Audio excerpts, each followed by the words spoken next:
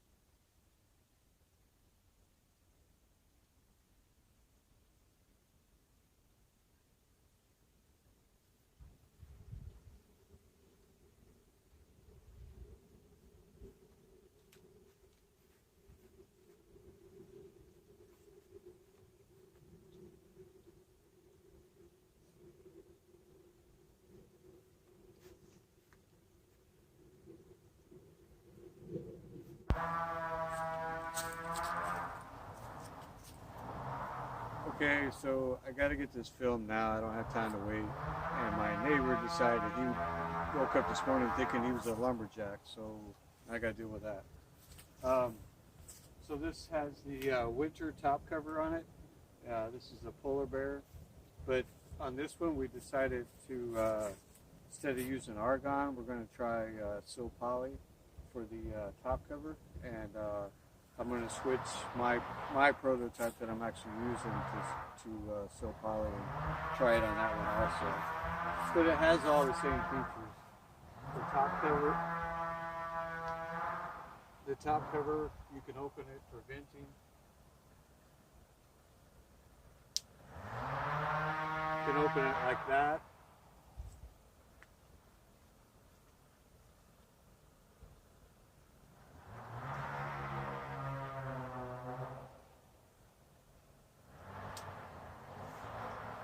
You can open it like that.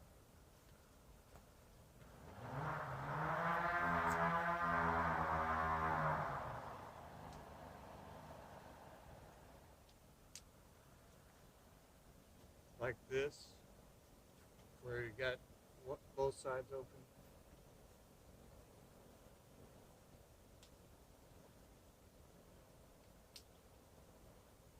And like that. So you got all four sides open. That's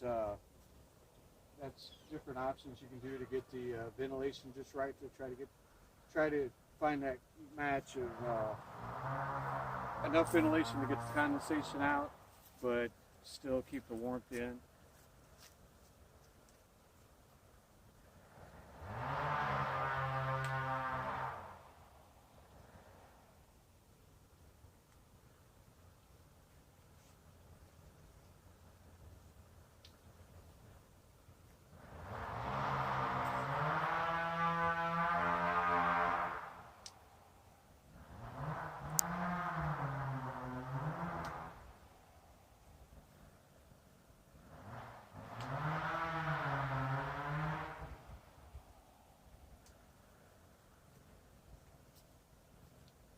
That guy didn't even know which end of the chainsaw to hold, so next, after all that noise, will probably have the noise of the ambulance coming out here too.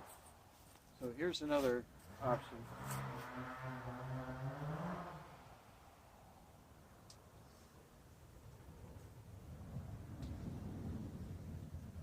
This will roll up. We got toggles here and there. There are toggles that you put on. Or you can just take the whole thing and flip it under, and if you got a strong wind coming from the other side. So all those features are the same that are on our argon top cover that we built before. So I'll show you some of the differences and some of the little details of this hammock.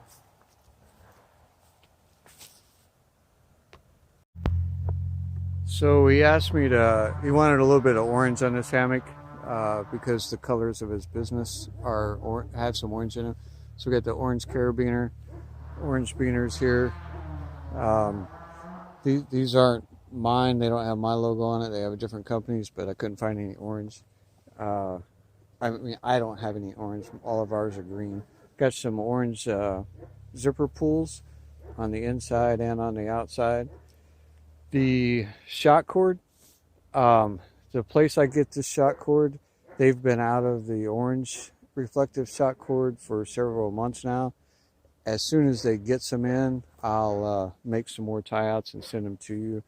But I'm leery about trying to get them from some other place that might have some inferior stuff that sits out in the sun one day and then starts tearing apart. I know this brand is good, so I'll get them to you soon. One of the things we did on this is right here. We've made this adjustable. Let me set this camera up and I'll show you. Okay. So this is the same type of thing as on the tie outs, and it just clips on the bungee here, so this is still completely removable. You can take it off. Fingers are getting cold. But you can also tighten it and loosen it just like you would with the pull-outs. So that's one thing that we did different on this hammock. And I'll show you some of the other things we did. Everything else, as far as you got the tie outs and stuff to roll up the the top cover, either one side or both. You have the same thing on the bug net, so you can roll up the bug net separately if you're not using the top cover. So all that is all the same. So here's something this has that we haven't done in a while, but this is a nightstand, and it's got a shelf up here, so you could I keep my jacket and stuff up in the nightstand on my hammock. I keep my jacket and stuff up here, and then you can slide this down and really kind of hold it up out of the way so it doesn't come out. It has adjustments on these slide locks here, so you can tension this line, and it makes it kind of cup the stuff in there, hold it in a little bit better. One of the slide lock on one side does the line that goes up and around, and the slide lock on the other side goes the bungee that goes up and over here, so you can adjust it and get it the way you want it. I just kind of loosely snugged it up to kind of give it that little bit of a cup shape. And like all of our nightstands, it's got a zippered bag in here, and I put a matching zipper pull on here. It's got a zippered bag in here. The bag is 22 inch, about 20 inches long and about 9 inches deep, and I keep my pillow and sock hat and stuff inside of that zippered pouch that's on the front of this nightstand. And the reason I started doing that is I found putting little stuff up here, sometimes it would fall down in the night and I couldn't find it. So now I know all I gotta do is reach over my head, unzip the bag, and grab whatever I need, small stuff. Another thing this has is our organizer that clips onto these little triangles here.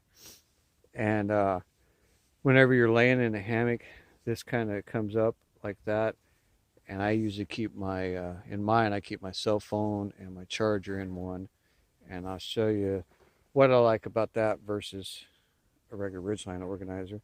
And speaking of ridgeline organizer, you got a ridgeline organizer up here. It's got prusiks, so it locks it in place on both ends. And it's got the opening for a water bottle or whatever else you want to put in there and the end of it. It's got one big pocket on this side, and then over on the other side you got two pockets on that side. So I'll show you the view from inside here in a second. Okay, see, I'm laying in here, and this side, you know, when you're laying in a hammock, I'm laying head right, so this is on my left, and that wall of fabric always comes up when you're laying at an angle. And that's what I like about it. I can just look right here if I need to see my phone if somebody's calling, or if I just want to see what time it is or anything like that. I don't have to reach up in the ridgeline organizer and get it. I could just, you know, really easy. Another thing I've put on here, I gotta get around so I can get, my camera's too close to it. So another thing I've put on here is this bag. You got the organizer here, and then I got that bag, and then your nightstand. And this bag I'm calling a book bag. It's 8 inches tall and 12 inches long, and you could take a pretty thick book and put in there.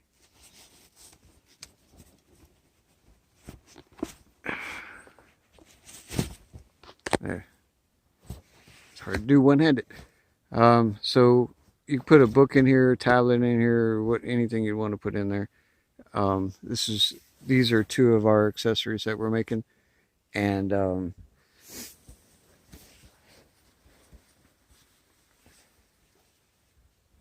you can see, you know, they just hang there from that. And you got all these other hooks. You can hang them on the right head, left head, the foot, right or left, you know, wherever you want to put them at. And I know the book bag is not something that you had asked for, because I just made it up today. But I just throw it in there. I just threw it in there so in case you want it, you know, you could use it for a book or anything else. And if you don't want it, just take it out. So that's it. I've had to work on this hammock for a little while. So I've had to work on this hammock for a little while because this is the one with the that I was making, and I cut the fabric with my scissors after I had the hammock pretty much done. But there is one more feature. And if you whenever I said that's it earlier, if you stopped the video, you missed it.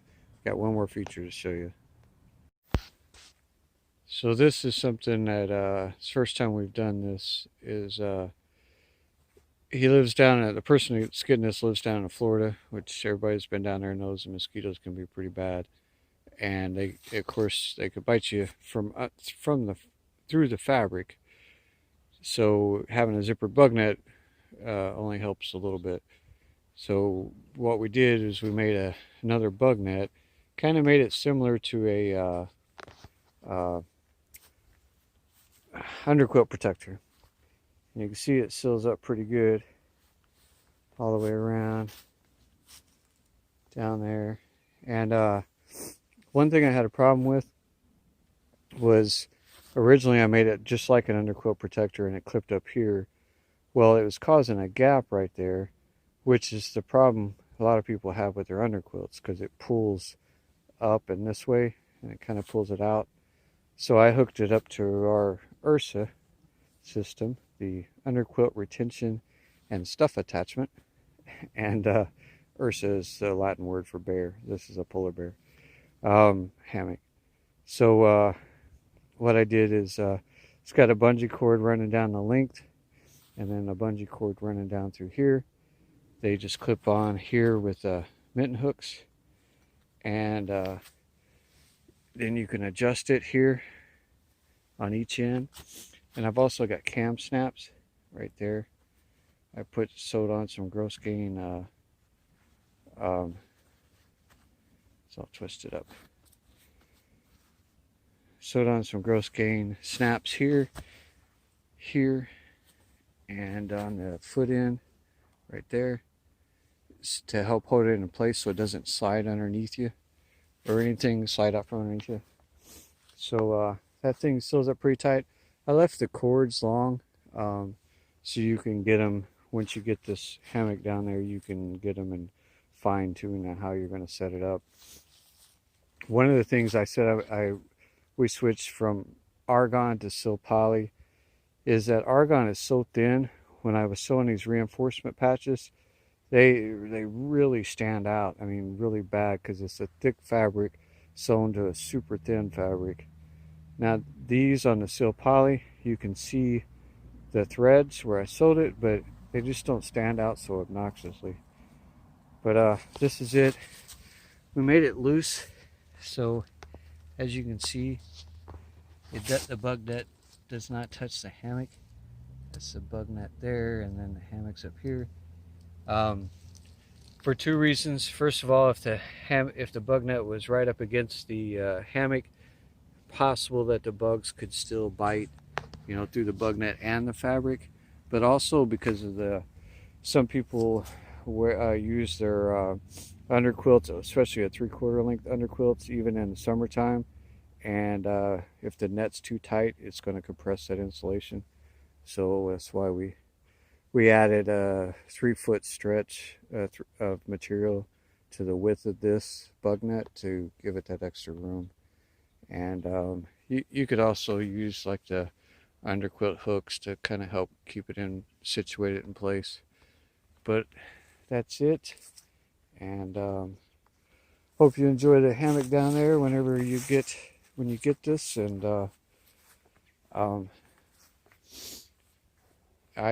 like I said, whenever I get the new orange shot cord, I will make those. I couldn't wait. They've been out of it since well, before I went on vacation down, and that was a couple months ago. Still waiting on it. They've got some of the colors in, but they don't have the orange yet. So as soon as I get the orange, I'll make you some new tie-outs and send them. But everything else is ready to go. I'll let you check out this video, and I'll ship it out in the morning. So this is a view from inside, and you could still, if you wanted to peek out, you could still just pull that down a little bit and see outside on there. And same thing over here, you can still see out and it allows you a little bit of airflow to help with the condensation and stuff. Get your ridgeline organizer up there, bags up here, and your nightstands up here. All that stuff, tie-outs, reinforcements. And then, like I said, you can take these bags and make them, put them down there on the end or over here on the side, or however you want to do it. And also depending on which way you want to lay, head left or right. I can't remember which way you lay. But that's it. I got to get out of here because I'm getting pretty comfortable. And man, this top cover does make a big difference. It's cold outside, and you can really tell the difference in the amount of warmth it keeps. One last thing for the owner of this hammock. So your head ends up here, the black continuous loop, and on this net, I sewed our tag on the outside of for the head end. I'm not sure, but like some underquilts, you have to adjust it. Like I lay head right and foot left. And some underquilts, you have to adjust whether they're pulled tighter on the foot end and pulled tighter on the head end, so they're not, perfectly squared off. They're sitting kind of more of at an angle. You might end up having to, I've laid in this with the net the way it is, and it's not been an issue, but you might find that you need to set it kind of at an angle to get it to seal up right. so the tag is there on your head end. That way, once you get it dialed in the way you need it, you can set it up the right way every time.